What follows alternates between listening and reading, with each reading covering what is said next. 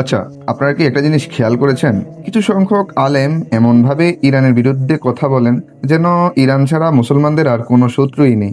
গত ১০০ বছরে মুসলিম বিশ্বের উপর সবচেয়ে বেশি যুদ্ধ কে চাপিয়ে দিয়েছেন? ইরাক, আফগানিস্তান, লিবিয়া, সিরিয়া, ফিলিস্তিন এই দেশগুলোতে রক্ত ঝরছে কার কারণে?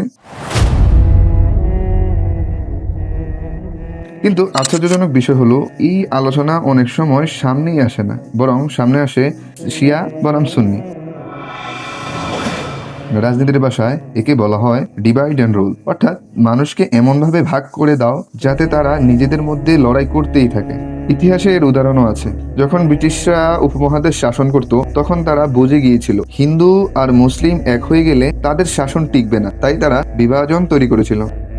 আজ আমরা আবারও সেই একই ফাঁদে পা দিচ্ছি না তো? হ্যাঁ, আকীদার বিষয়ে মতভেদ আছে, শিয়া আর সুন্নির মধ্যেও পার্থক্য আছে। আচ্ছা, আমরা যখন নিজেদের মধ্যে যুদ্ধ করি তখন কে বেশি লাভবান হয়? আশা করি আপনাদের বিবেক জাগ্রত হবে। ইতিহাস আমাদের একটা কথা শেখায়, বিভক্ত উম্মাহ দুর্বল আর ঐক্যবদ্ধ উম্মাহ শক্তিশালী। চোখ খুলে দেখুন, ভাবুন আর সত্য যাচাই করুন, কারণ বিভাজন সবসময় অন্য কারো লাভের জন্যই তৈরি করা হয়।